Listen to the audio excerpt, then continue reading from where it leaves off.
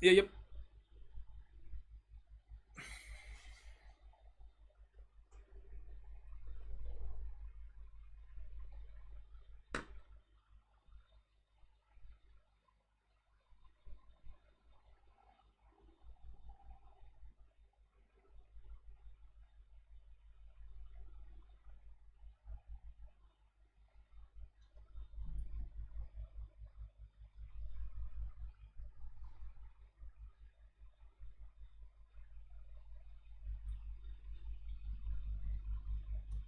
It's just a slash rate space, the name, I think.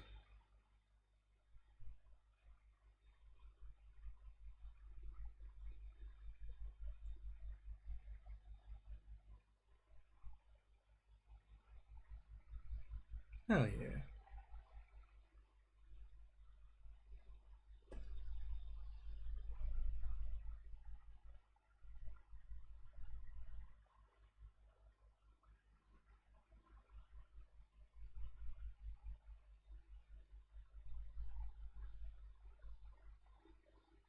Mhm.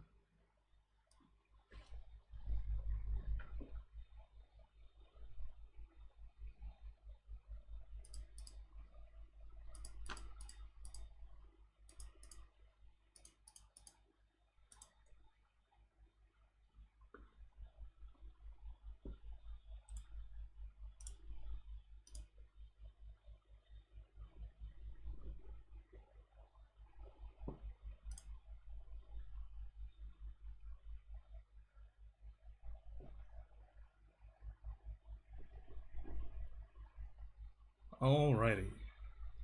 Cheers, Space Dad. Thank you for the class.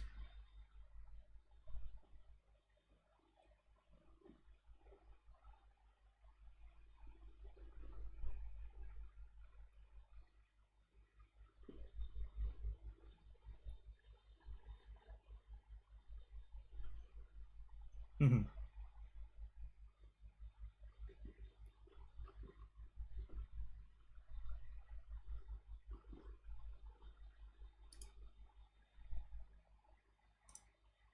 Yeah, it will be fun. Alright, guys, I think a bunch of you are getting in here, so we can get started. Let me unmute Josh. I'll unmute Monkey. Just so you guys can let me know if there are issues or questions or things like that. Because I know you guys want mic spam intentionally. Otherwise, I think we should be in pretty good shape. Bun, alright, Bun. You can hop along. Just let me know, no pressure, if there's any questions or anything in the chat, just so everything runs smoothly. But otherwise, we should be pretty good to go. So, is the volume a little bit low? I can adjust it, maybe. We're going to be doing primitive form paintings, class number 3. So I've already guided people through doing your cubes and drawing your spheres. So now we're going to be combining everything. So most of the time I'm going to be kind of somewhat focused on the Discord, but every now and again I'll check the Twitch, and hopefully everything goes quite smoothly. Okay, so here's where we're at. Let me switch over and class can begin. So in the first week, we went over some really important stuff, right? Some monumentally important stuff. Because what is the point of the class? I call it primitive painting, but the point of the class is I have a drawing and I want to be able to paint it. I want to be able to convince somebody that this is being hit by light, to convince somebody that the forms that I see on the outline are being represented by the forms that I see on the inline, right? So inside the boundaries of the thing. Also, let me know if there's any issues with the audio and everything. Hopefully we aren't going to run into too many problems. But yeah, do let me know. Okay. So, we're at this stage over here. I have my drawing, and I want to be able to paint it. And again, I have laid down this roadmap for you guys twice, and I'm going to do it almost every class I ever do because it's so important. I finish my drawing, and I do this based on my own skill. I do it based on perspective. I have all this knowledge already, right? Now, you don't have to be perfect with this stuff, but having a decent command over it is pretty important. Once you figure this out, so let's just go ahead and correlate this to something visual. I do my standard potato.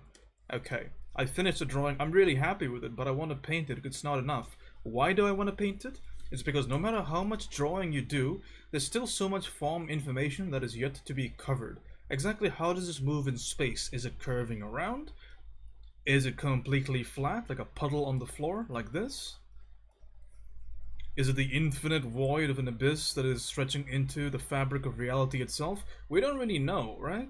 That's the issue with drawing and why painting is used oftentimes for production work, is that it conveys everything quite clearly, quite distinctly, and it kind of leaves no room for doubt as to what we're seeing. Because when you think about a line drawing is a simplified representation of reality, in the sense that we are trying to convey with just the contour, some internal contour lines, and just a little bit of detail about what somebody is seeing. Now, this has its advantages because line drawing is really quick, right? I can show you something in lines that it'll take me twice the amount of time to do it in terms of value. So line drawing, really important skill to learn, and that's why a lot of people space that as a figure drawing class. A lot of people here to have classes about line drawing. That's why it's important, because it's quick and it is foundationally important for you to be able to design stuff and draw stuff. But once that's done, I need to complete the rest of the picture. And I've already given you the little bit of a secret already, right? While I was trying to show you what I'm trying to say, what did I do? I said, hey, this is how it looks like. I drew lines across the surface. And these lines, we call it contour or cross contour lines, right? Again, we go back to the same simple idea, because these things, they're not very complicated. These are really simple ideas. So when you're doing a big painting, something like this, for example, you have to realize that it's not necessarily being prohibited by skill per se. The real prohibiting quantity is just tediousness, just being able to sit through and think about all this stuff for each individual part. Because when I do a back and forth here, some of you guys that have been through all of the classes, you realize that, hey, wait a second, it's not so mystifying anymore, it's not so crazy anymore, because now I see just how closely related things are. Find the shape, draw the shape, find the contour, find the light direction, find that shadow shape, and then just radiate, and we're already done. And it's fantastic, because this is not very complicated. And painting as a whole, at least this kind of painting, isn't very complicated. It's just tedious. And that's wonderful, because tedium is something that can be surmounted just by effort. So you could be somebody that started drawing yesterday, or you've been drawing for 10 years. That doesn't matter. You can get the exact same amount of quality if you just sit down, add the steps as required, and put in the effort. That's fantastic. So I want to draw this and I want to paint this. First step, I draw it. Second step, I contour it. You don't have to do this step, but if you're ever struggling, you can. Because what am I saying by contouring stuff?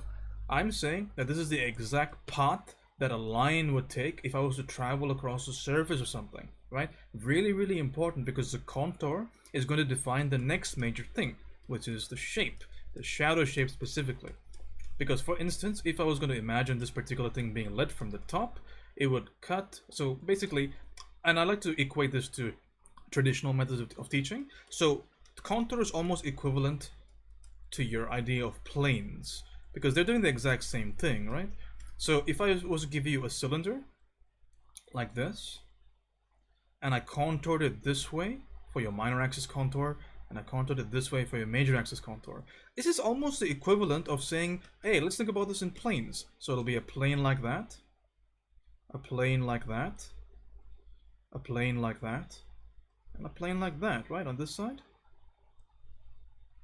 So it's almost the exact same thing. So this whole situation is almost equivalent to this whole situation, because if I was to light this, then which planes would get the light? Maybe the top half would get the light, and a similar idea over here, the top half would get the light, and then this one over here would get a little bit less light, let's say, that'll be in shadow, and similarly, this would be in shadow, right? So it's the exact same thing, thinking about contours and thinking about planes. It's just an alternative way of approaching the same fundamental idea, which is how do I get the geometry of what I'm looking at? That's the fundamental problem here. Because if you get the geometry, everything gets a lot easier, because then it's just a matter of assigning values. But the major thing that you have to consider is just the idea of what is going to be that shape of shadow. Because remember, I always do this exercise for you, wherein I show you a sphere, and I say, okay, let's go ahead and light the sphere. In fact, let's add a comparison here, because we haven't done that before. Let's add a comparison. We'll draw two spheres. So sphere number 1 and sphere number 2, and let's light this really quickly. Okay, so sphere number 1, we're going to light it like this, and sphere number 2, let me go ahead and turn off the pressure on my pen, because I've been doing line work all day. Sphere number 2, we're going to light it like this.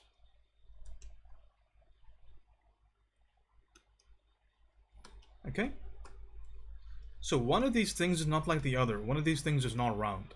Okay, and the reason is because this particular guy over here, he's not following the contour particularly. Now, There can be spheres that look like this if you think about perspective, right? Perhaps it's just a middle line, but as I keep adding additional values, it's going to be evidently clear that this is no longer spherical. However, with this one, this is going to be spherical, right? And what is a key defining factor that separates these two shapes?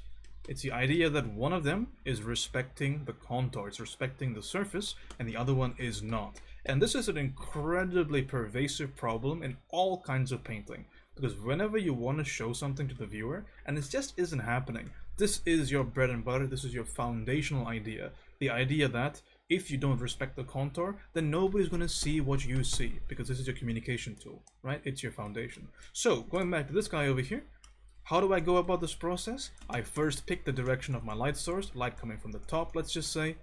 It's coming that way. And then I have to pick the particular line. So again, I can draw a cross contour. So this is just a contour line. So the cross would be something like this, right?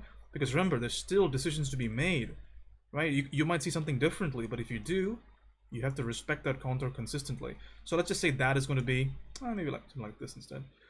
So let's just say that's going to be the entire cross contour. So now you see the planes basically, right? So now you can kind of define what's going to be in the light and what's going to be in the shadow. Let's just say right over there would be in the light. So we go ahead and remove this little excess area here. That's going to be in the light. And this area over here is going to be in the shadow. Fantastic. So at the end of it, what am I left with?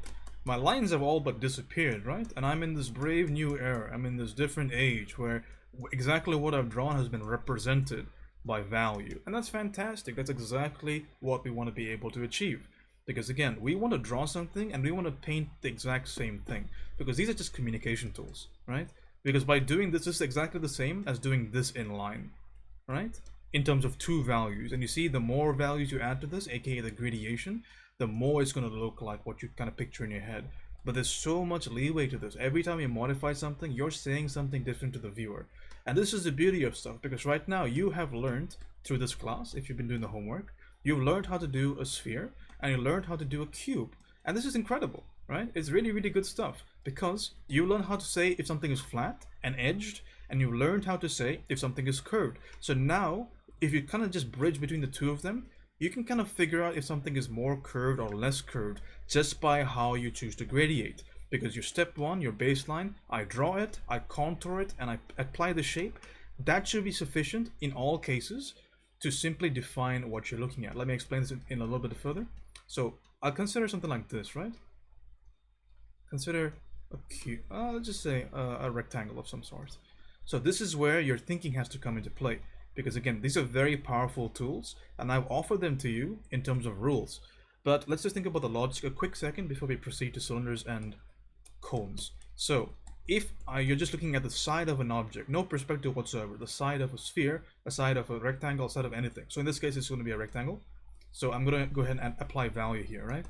I can convince you that one of these sides is curved and one of them isn't. Now, it won't be an extremely persuasive argument because drawing is so important. That's why I keep it on the top, right? So I can convince you with drawing. Let's just say you remove that ability from me. I can no longer draw for you, but I can put values for you. So if I add a transition here, like that for instance, and I do the exact same thing over here, we still don't particularly know, right? This could be still anything. It could be a cube on its side. It could be a cylinder, but we don't know just yet. But now I use all of that knowledge that we have accrued and I say, hey, listen, right? I know that if things are smoothly gradiated like this, there's a good chance that that particular object on the right immediately starts to look more curved in our eye, right? Even though I've done nothing to change the outline, suddenly that looks curved. What does this mean for you guys? What on earth does that even mean? Because you always have to ask yourself one simple question, which is, why should I care? There's so much information out there. Why should I care about this one? This is the reason. It's because when you draw, let's just say you draw a character. A character's got a pauldron or an armor plate on his side, and this armor plate's kind of curving around. Now, if you represent this curved around armor by a flat shade, like that for example, if you do that on top, suddenly you kill the armor entirely. However, if you respect that contour and do this instead, then suddenly the armor looks the way you want it to, because it creates the shape that you want, right? So it's a difference between you doing this and you doing this, because this tells you blocky, this tells you curved, right? Tells you curved. And of course, there could be some things wrong with the core shadow and things like that. We're not going to concern ourselves too much with that right now. The whole idea is that when the transition is really sharp between two edges, that means that it's a distinct transition, right? It's going from one plane to another plane. Let me show you the side view of this maybe. So the side view of this could be something like this. It goes here and then here, meaning that this side is getting light and this side is not getting light. But this one tells me something a little bit of a different story, right? It tells me something like this, curved, because some of it's getting light, some of it's getting less light, less light, less light, and then almost no light, and then bounce light. This kind of idea is happening over here on the right-hand one.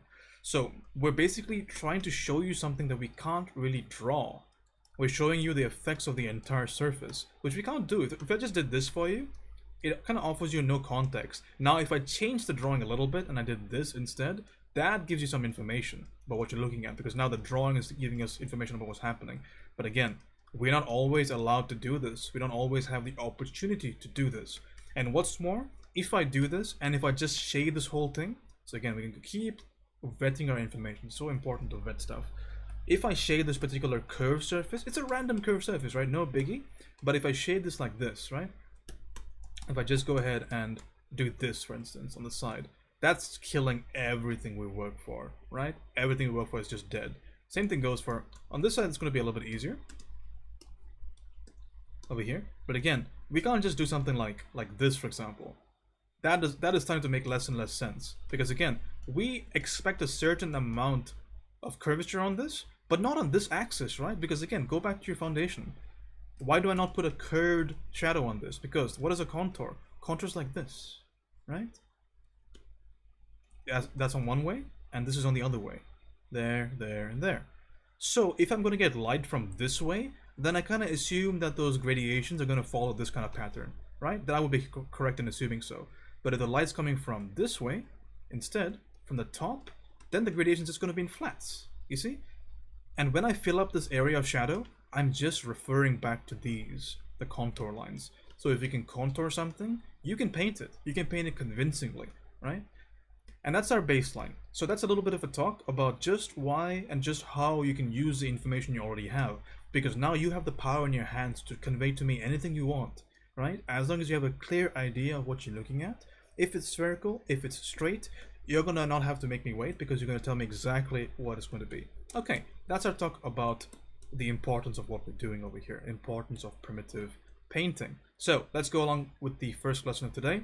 First and second, that is, because we're going to be doing some cylinders and some cubes. But that is why we do all of this stuff.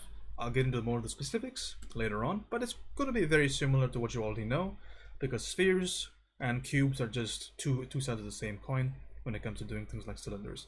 Let me quickly check if you have any questions, and then we can move on. There we go. Is there a way to follow along? Somebody else on the Twitch chat? You can follow along if you'd like. There's homework every single week on the Discord if you'd like to go ahead and participate on that. But it should be pretty okay. Checking the Twitch and the Discord. I guess everybody's going to be alright so far. So we'll go ahead and continue. So this is going to be your cylinder and cone demo. And it's going to be really quick because the fundamentals are already been laid down in the first two classes. I'll go over them somewhat, but we'll just start with the baseline. So I want to paint a cylinder and I want to paint a cone. Again, why, James? Why on earth do I want to paint something so stupid like that? Because it's what you use, right? Going back to what I painted already for you. What is that? That's a cone with the edge cut off. What is that? That's a cylinder. And what is that? It's a bendy cone, right? All of this stuff is useful because again, the demystification of good work, right? It's not that different, right? Maybe a little bit of push towards materials, maybe a little bit of wiggly waggliness with the contour lines, but really, what am I looking at? If I'm just smart when it comes to just simplifying my thing in terms of basic form, I can achieve this easily. It's not that hard, right? Again, because by the end of my demo, you're going to be able to do this yourself. Because again, these stuff is just, it's just simple. And you guys that have done the sphere assignment just now, you guys that did the spheres, you see that? It's not that different when you look at it, right? It's really not that different. You see that same core shadow right there, that same highlight, that same gradation, that same bounce light. This is how you apply your learning. Because once you learn something, you see how that information fits in the wild world around you, and you'll be able to use it to great effect. So again, we probably can find some more spheres somewhere, some more curved objects somewhere. Look at the back, for example. It's like a big cylindrical form, and again, that same core shadow is preserved. Beautiful, right? Even the eyes, right? The eyes get that same kind of core shadow characteristic.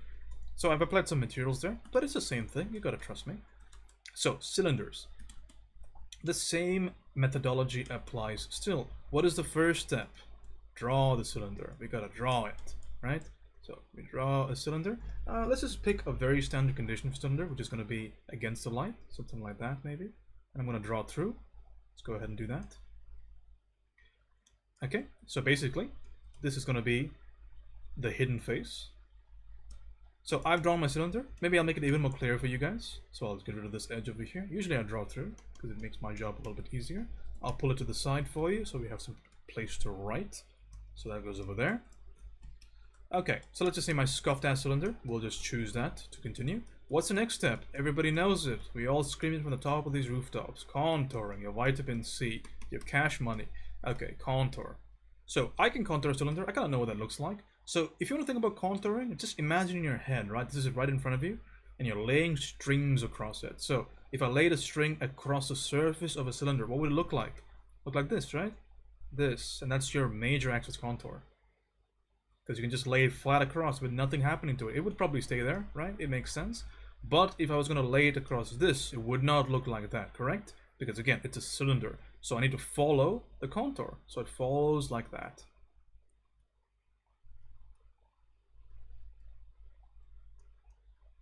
That's going to be that other side of it, right? And again, make sure your drawing's better than mine. My drawing's horrible. Okay, so I contour it. What is the next step? Next step is I need to find the shadow shape. There's a couple of things you need to make in terms of decisions for this. Where on earth is my light source? Let's just say it's on top, okay? So if I say the light source is on top, I can kind of go ahead and do some investigative journalism here. I ask the first plane that I've defined here. That's a plane right there. I say, hey plane, what are you pointing towards, man? And you say, yeah, I'm pointing up. I can see the light. I'm like, cool. Okay, let's move on. This guy, hey, can you see the light? Not really, but I can still see it, yeah? What about you over here? You good sir. I can barely see it, man. I can barely see it. I'm going blind. And this guy over here, he can't see shit. He's blind. Okay, so according to that theory, right? I'm going to say that this over here is my breaking point. This over here is my halftone, right? That's my terminator line. This is my halftone, and this is my area of light. These are things that I've said before, so if you're curious about more information on these subjects, you can go and refer to the previous classes. But this is enough, even if you don't know anything about these classes. This is sufficient, because what does this tell us? It tells us that if I just go ahead and do some connect the dots, some draw by numbers here, I can find this little shape over here. And you guys that have been with the classes have already seen the shape, because I love using cylinders to explain this concept. But I get this over here. And as scuffy as I've done this, the beautiful thing is it still kind of works, because if I extract this particular shape, what does it look like? It looks like this. Right? It looks like that. And what is that? That is a particular shadow shape that tells us so much information about the cylinder. It tells us that the cylinder is shaped in this particular way, so it's respecting the contour, and it's telling us that the light's coming from that top, because otherwise it wouldn't fit very well on the cylinder, now would it? So we gotta find that shape. Now you don't have to paint it in. I'm just doing it for explanation's sake. In fact, all of these steps, I encourage you to remove areas of it based on your own level of expertise. But this is sufficient to move on, right? Because this over here, this is specific to the object that we drew. We can say cylinder, but if you drew anything else in this particular area, if I drew anything, right? Let's just draw something like that. And if I said, okay, I don't really know what that is because I didn't think about it, but if I define, if I define a contour for it, let's just define a contour like that maybe. Like that, and maybe this goes here, and maybe this goes here. Then I can say, okay, if I just go ahead and do some real thinking about this, right? I can say maybe, if the light's over there, I would get a contour line, because if I contour across this like that, I know where that goes. If I was gonna lay a string on top, I know where that goes, so it would be like that maybe, and it would be like that maybe. So I would get this kind of shadow shape on here, on these tips here, right? Like there. So it's just a matter of being diligent and going through the entire thing. I won't explain this entire thing because it's a bit more complicated, but you kind of get the idea, right? You kind of get where I'm coming from. So get that shape. Next question. What on earth do I fill the shape up with? Because I have a shape, but surely it can't be that black, right? There's no way. So what on earth do I fill this up with? And that's when your value comes into play. And this is the cool thing about this whole situation, right? Like, we're doing value painting, but we've done 3 major steps which involve no value whatsoever.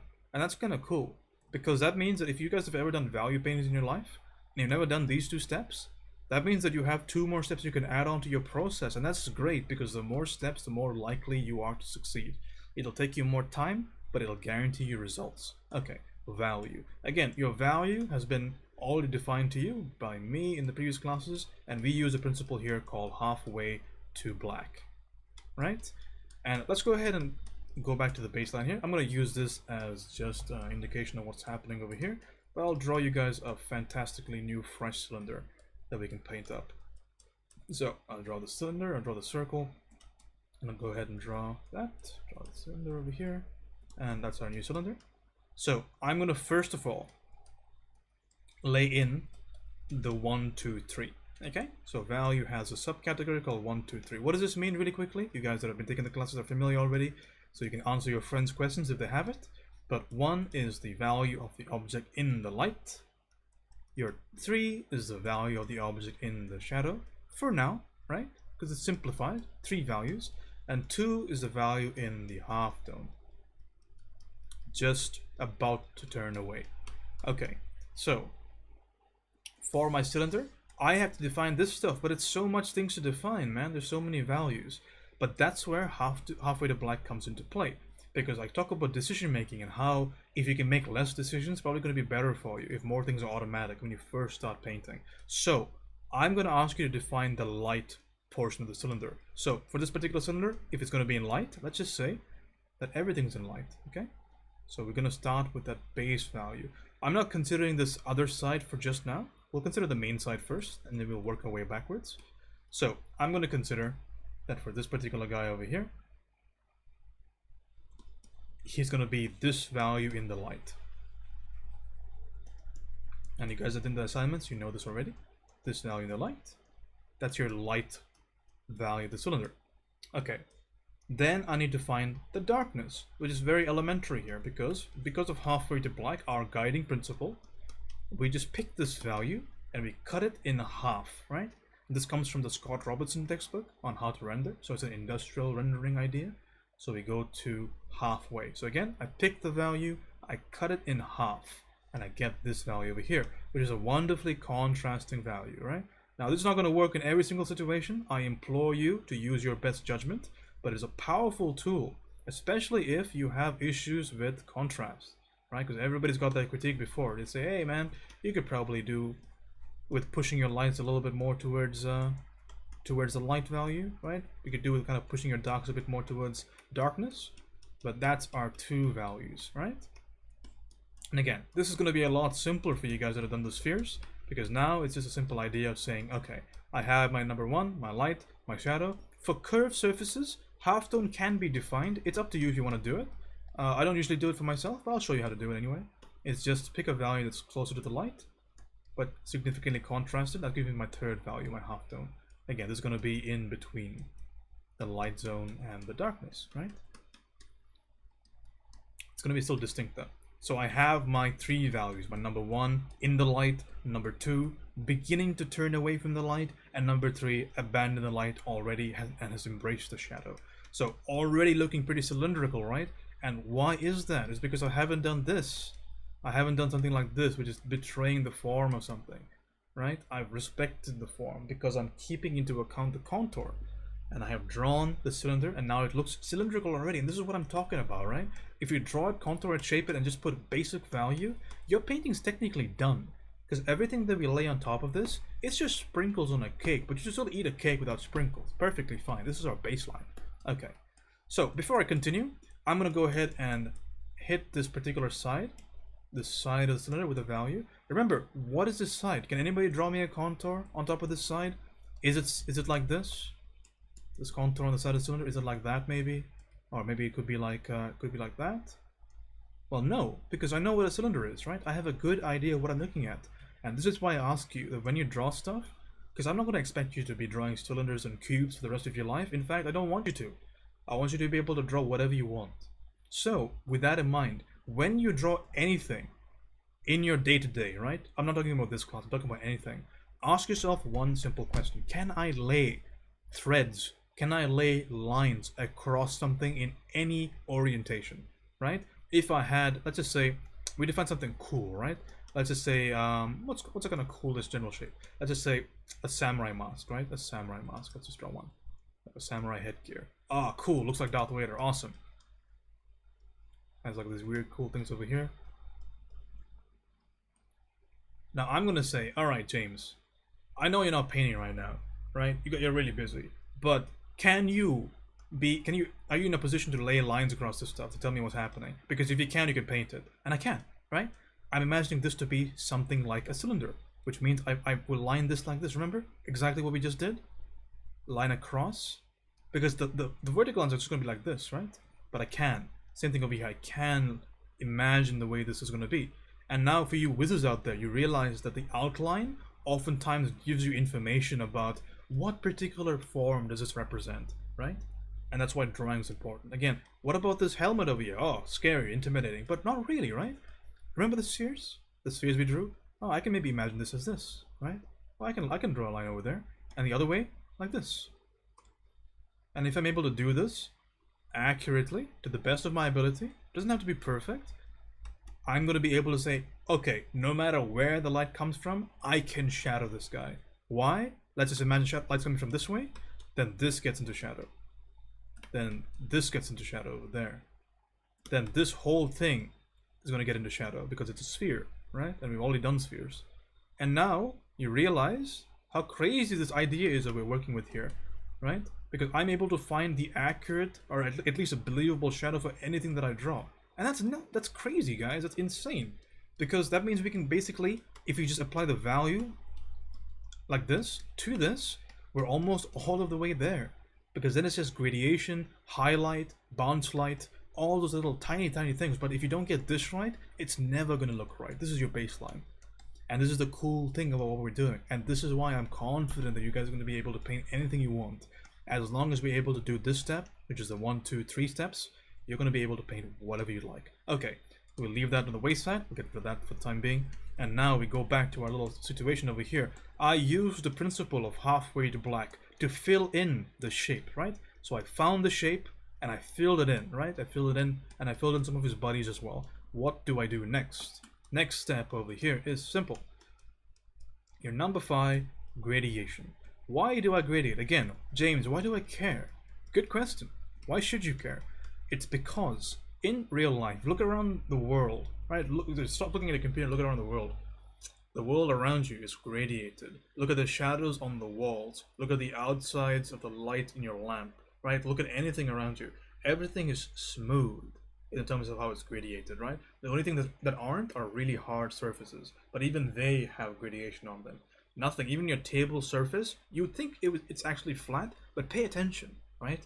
Look with a great amount of scrutiny and you realize that the light on the table, even that is gradiated. And that's why old man James asked you to gradiate your cubes, because it turns out everything is gradiated. That's another principle we can bring into this whole equation, right? The principle of industrial rendering, right? Which is just very simple to remember. It's gradiate all surfaces. Gas, right? So, and we all got gas. We all need gas, right? So gradiate all surfaces is what we're going to try and do here. Because some of you illustrators in here might ask, well, James, in my illustrations, I don't necessarily gradiate everything. I like to be very distinct with my shapes, and more power to you, right? So all you're telling me is you like to be in this stage. But for my purposes, right, I'm trying to teach you how to do something realistic, right? Because once you can do something realistic, you can always skip a step, simplify a step, change a step, totally fine. But right now, what I want to equip you guys with is the full picture, right? I want to make something look real, right? And real is a very strange word to use here, right? Because this crab, it looks believable. I don't think it's real though, right? If I lit a crab like this, I don't think they will look the same. But if I show this to you, you're like, oh, wait a second, I know what that is. I'm not questioning what it is, right? And that's the kind of skills that I want to equip you guys with. Realistic kind of rendering, but to a point, right? Because this kind of stuff, I'm teaching you based on concept art style rendering, right? Which is just nice, clear, defined, understandable painting. And then from here, you can do whatever you'd like. You can blur certain things up, you can mess around with the edges, you can do so many things. But this, I think, is a wonderful baseline to start with. Okay, going back here, gradation time. Okay, how is this guy going to be gradiated? Very, very simple. So, the light's going to be over here. Remember that story we talked about a while ago? We went around and we asked questions about the what's going to see the light and what's not going to see the light. Remember we had a bunch of in-betweens, guys that weren't really seeing it, but still were seeing it? That's why the gradation is important here. So this guy on top, he's going to get a crazy amount of light because he is bathing in it. He is the rich upper class member that is bathing in all the light can provide. Okay, and then we have his friend over here, not so much, and then not so much, not so much, not so much, all the way up to the terminal. So I have already given you guys the ability to do these blends with a hard round brush, but for anybody that's new here, let's go ahead and talk about our technique, right? Because this is a principle, this is a step, and now this is going to be a technique, right? So I have this value over here, and I have this value over here. How do I get a blend, right? Because blending is so important to a lot of people. But now you guys should know that it isn't important. Because remember, I could show you that as a cylinder without any blending. Because of what? Because of that, and that, right? So, but blending is important because gradation is everywhere. And gradation is blending. So, if I want to blend between two objects, it's very simple. You can do it however you'd like, but this is the simplest, most teachable method. I set my brush to 50% opacity. It could be something else, but 50%, a good place to start. And I paint in between these two values. What do I paint with? I pick either one of the values, doesn't really matter. And I get this guy in the middle. And this guy is Step. He is Step, say hello to him, because he's your best friend. Because he, along with his brothers and sisters, will smooth the gap between two completely incorrigible foes. Because as he multiplies, he creates gradation. So how am I doing this again? Let's go back to this. So I pick this value, the white, and I paint in the step, and now I pick the step and I paint in another step, right? And I paint in another step over here. And I paint in another step using this new value, right? Using the new intermediate, using the new intermediate, using the new intermediate, and slowly but surely we arrive at a nice gradual blend. And you might say, James, my goodness, man, you're so fucking old. This is so boring. It's lines and lines and lines. Why would you do that? Why don't you use an airbrush, right? The reason is because when I do this, what am I doing? I'm following the contour. You guys that did the spheres, right? You are also following the contour. Let me grab some sphere homework really quickly. Who's going to be my victim? Let's grab this guy. Maybe not that guy. Maybe this guy. Salted Seagull. So look at this guy's homework, right? So he did this sphere to me. Look at what he's doing there. He is forced in every single area over here to think about, wait a second, I'm drawing a sphere. Wait a second, I'm drawing a sphere. Wait a second, I'm still drawing a sphere. Still drawing a sphere. You get why this is important, right? It's because this is forcing you to think about contour. And for you guys that have been hearing me say contour repetitively, incessantly, unimaginably, you guys know how important it is now, right? Because this is number 2 in our steps, and the steps are in decreasing value of priority. So important. So I forced you to think about the contour by doing this kind of idea. Okay, so spiel over about the way we blend. Now it's just time to blend. And now we ask ourselves the question, will it blend? And the answer is yes, it always does. So again, I pick the intermediate value here. Intermediate value again, intermediate value again, again, and again. And so slowly but surely, we get that idea we're looking for. We get that nice, lovely gradation in the light hand side, right? Very simple. And now we got this army of darkness that we need to attack, but what on earth is going to grady in the shadows? Well, it's quite simple, right? It's the bounce light. Bounce light coming from down under. So we grab this value over here and we apply the bounce light. All the time I mentioned this fact, but the bounce light's never going to overpower the main light, so don't pick this value over here and use it for your bounce light. Pick a value that's underneath it, right? Pick a lower value, because it depends on the reflectiveness of the ground surface, how much of this light can actually be bounced back. But for now, let's keep it reasonable, right? I think this is reasonable. That's a reasonable amount of bounce light. If I need more, I'm going to add more. No biggie, right? I'm not under any pressure to get this right in my first go around, and neither are you, by the way. So again, I gradiate this cylinder. right? And I'm being messy because I realize that since I'm doing this on a different layer, I can just erase. No harm, no foul. Maybe erase with a slightly harder brush though. There you go, and there you go. Okay, that's your gradation. There's also going to be more gradation in the center, and you guys that did the spheres will know this. A curved surface going from... maybe I want to add a little bit more bounce line to this, maybe? Or I can just do it this way, because the contour is a little bit too high for my taste. I can go right there. I think that looks fine. So again, why am I doing this additional step? Because I have drawn plenty of cylinders before, and I kind of know what I'm looking for. And you guys will too, based on the homework evaluation, right? And that's why the homework's important, because I'm able to tell you what looks natural and what looks a little bit too contrasted. Even this might be a little bit too much, but I think it's okay. It looks okay. Okay, so remember the last step over here? Even the core shadow gets gradiated. Nowhere will you see a core shadow that's this distinct outside of reflective surfaces and maybe some glossy surfaces. So, same idea over here. I grab this core shadow value. Very simple. And I'll go ahead and I add a very small amount of gradation. Very small amount of gradation, just a tiny, tiny thing. And again, this might not look perfect, but it's enough to be convincing. Even just that much helps so much. I can't begin to define just how much that helped, right? So because we went from here to here. You see that?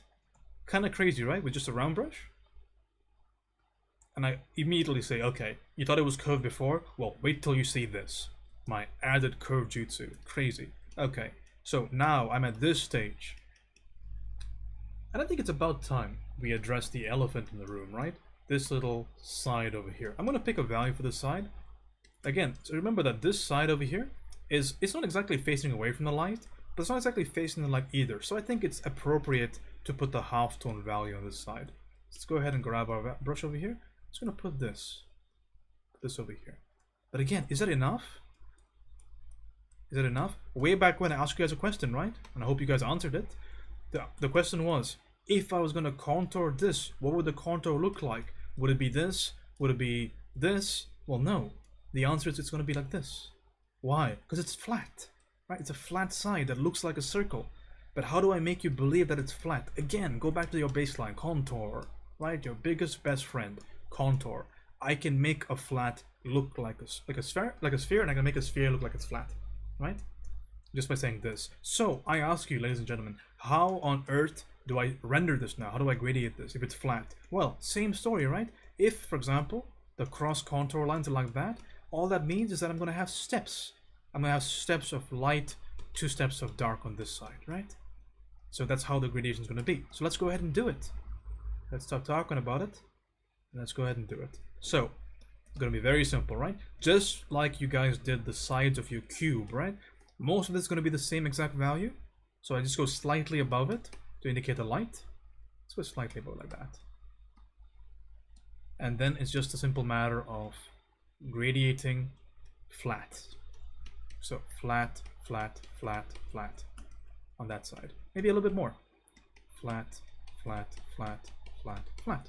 Because remember, every time I make that stroke, I'm defining what that side is. Because it's important. So, so important. And now you might ask me the question and say, James, dude, what are you doing? Why is that so lit? How can that be so lit compared to the side of the cylinder?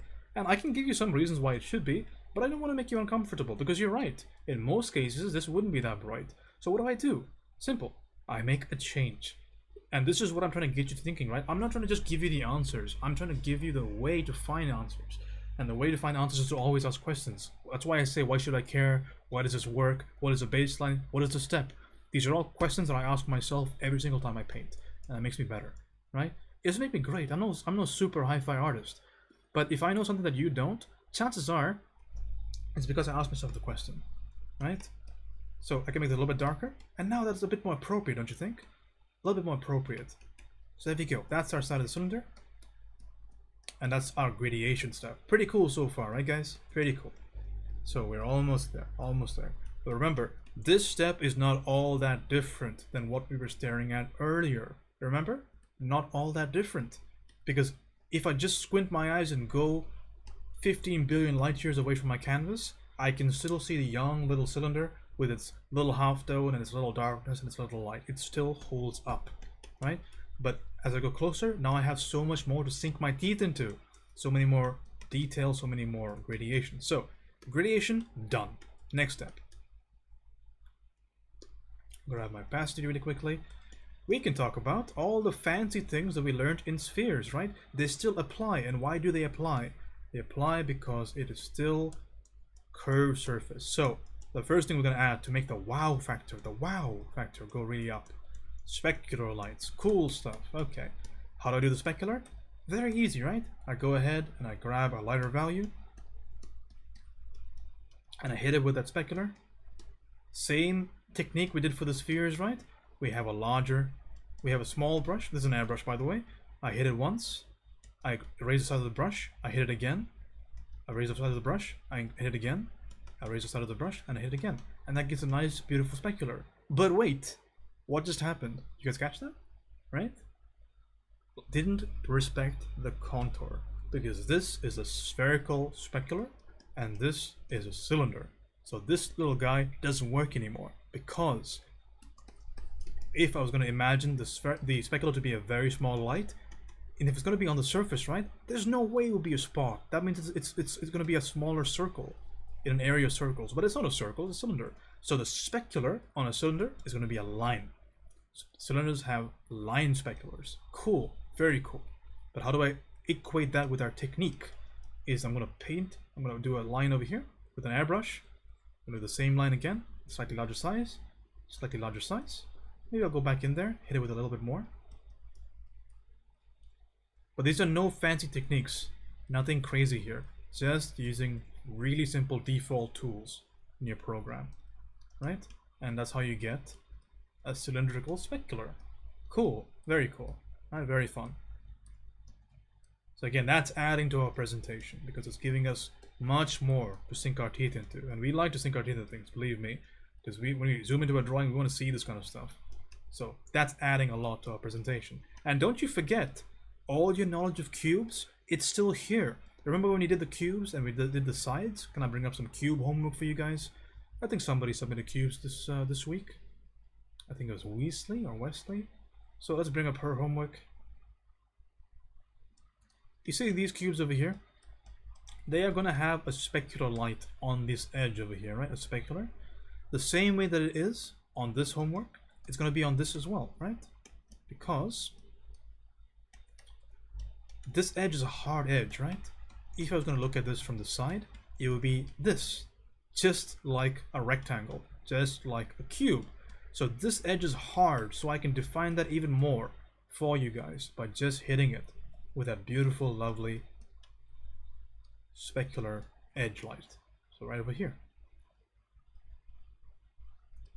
Right? And remember, whenever I do this, think about how this relates to the steps. I go back. Oh, what am I missing? Well, I drew it. I contoured it. Oh, shaped it. Valued it. Oh, gradation. Shit, I forgot something. Let's go back and we'll gradiate it. How can I gradiate it? This is on a separate layer. So I grab my airbrush. I set it to erase mode and I can erase and make it much more gradual. Look at how cool that is already. We've done nothing. We just followed steps. We're just baking over here, man. We're just following the recipe.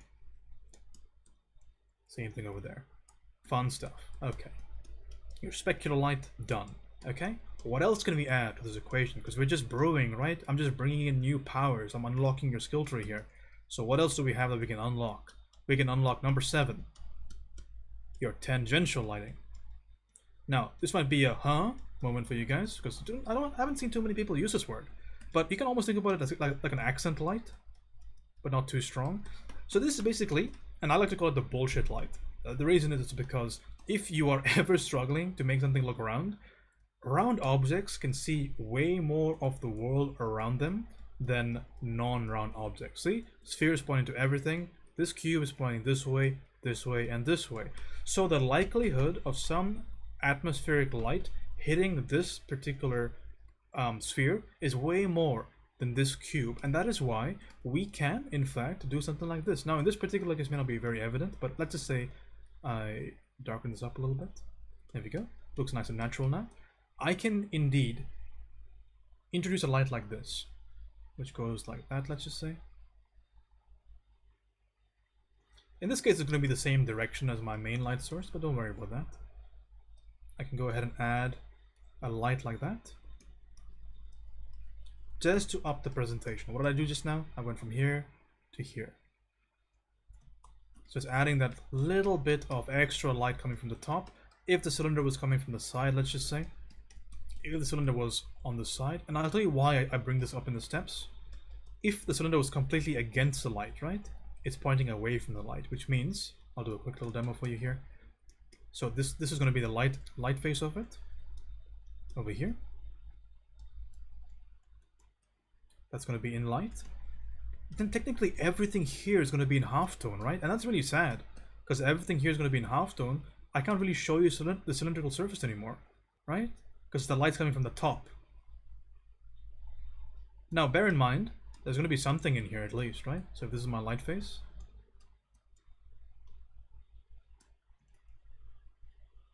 you're going to have like rings of gradation fall off that start from here all the way down to here.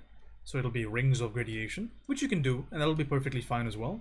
But to make this even more cylindrical, I can start to add in tangential lights from both sides, right? So I can just imagine there's a light in the environment that's going to create these lights over here. And I love using these lights. Again, I want to give you practical information here. So these lights are really important for me to do. Again, they gradate from this side, gradate from this side. So all I'm imagining is a light that's next to the cylinder. Even though the main light's coming from the top, I imagine a light that's next to the cylinder. And I make sure that that's gradiated off like that. And that gives me more of a cylindrical effect. And I use this all the time, right? Look at here, for example, some of these cylinders over here, like maybe this one. Maybe this one is a bad example. Actually, it's not, because right over here, that one over there is pointing almost against my light. So you see me do the exact same thing over here, right? Even though the main light is coming from the top, I grab some atmospheric lights, some tangential lights on both sides, just to add to the cylindrical feel of this particular object. And it's just one of those tools that you can use, right? So that's your tangential light. Not very, very important, but just something you can use if you're in a pinch. So we went specular, we went tangential, we did our gradation. What's next, right? Next is our simple idea of the cast shadow, which should, technically, if you're doing this yourself, your cast shadow should be somewhere over here. But I'm going to do it right now. So cast shadow. Cast shadow is going to look something like this, because it's just going to be seen as a cylinder. I'm sorry, basically a cube almost to the sun. And how do I get the value for the shadow? Very simple, right? We don't have to guess. I pick this value, I cut it in two, and I get the shadow value. Very simple. That's our shadow value for this particular case. That's not enough though, because remember, James, you're not listening to your own steps. You're right. What do I do with this guy? Well, he still needs to be gradiated, so we need to gradiate him. Very simple. So we go ahead and grab this guy over here. Maybe I'll up his value ever so slightly. And again, this is being upped based on my own experience with painting. And I'm going to darken him as I get closer to the object. So I add some gradation this way. I don't mind if you guys use airbrush for this, by the way. Perfectly okay. I add that darkness in there. And that looks a little bit more natural, right? We went from here to here. Everything gets gradiated. And this is being gradiated because of ambient occlusion, right? Ambient occlusion is causing the gradation. Okay. We could even start to push that even further than what we just did, right? Wouldn't necessarily be wrong. But for now, it's okay.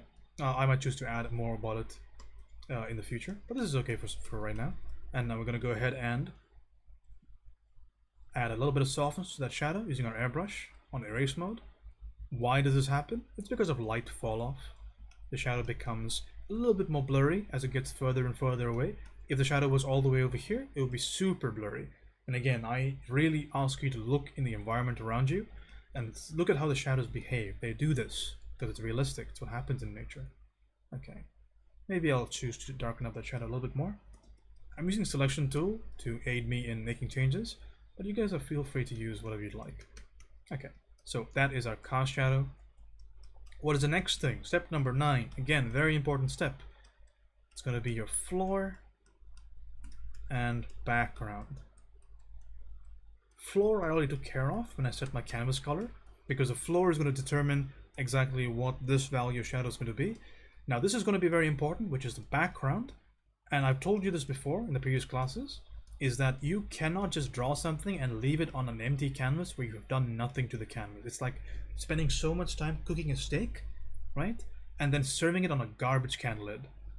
Presentation is so important, right? So when I go back to this one over here, realize that I've been very careful with the way that I selected my background. Every now and again, you might be able to catch a hint of little things that I've done to add to this presentation. Like maybe I've added a little bit of lightness behind this shell over there, right? Maybe add a bit of darkness or lightness under this area over here, right?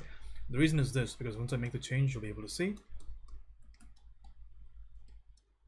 Look at the area around it, right?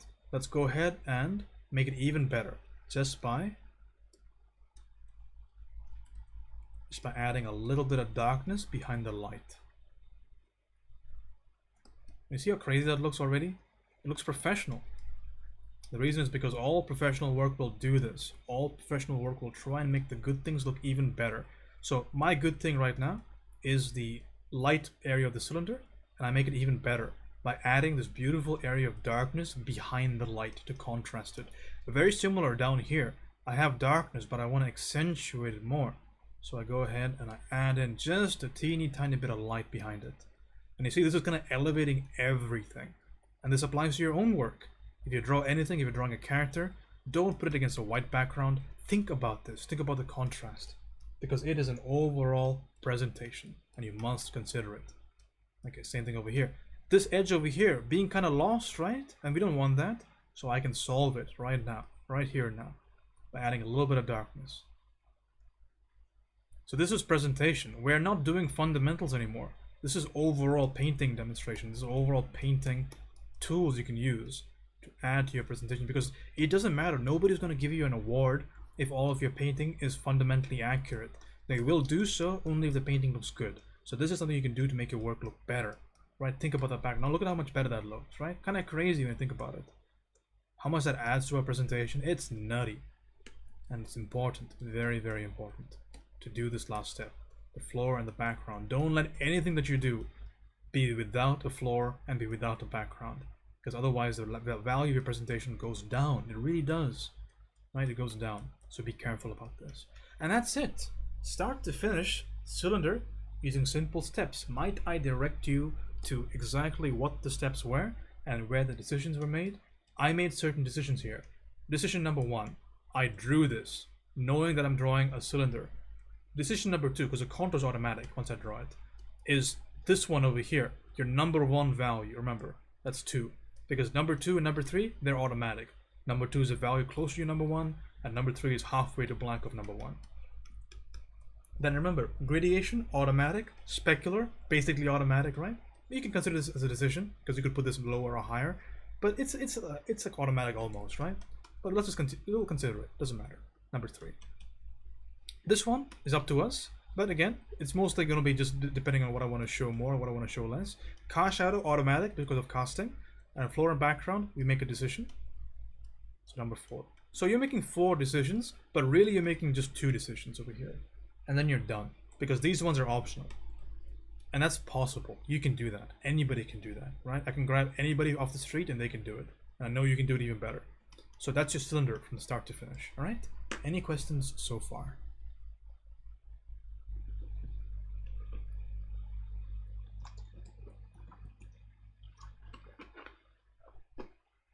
Take a quick drink of water here. It should be okay.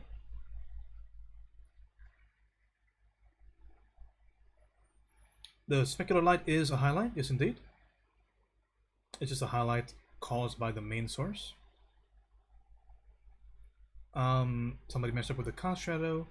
You half the shadow instead of the floor value. Yeah, there you go. That's what you're supposed to do. You're supposed to half the floor value, because again, the shadow is going to be determined by the local value of that object. Okay, so we have that shadow, and that's our full demo for cylinders, right? Pretty cool.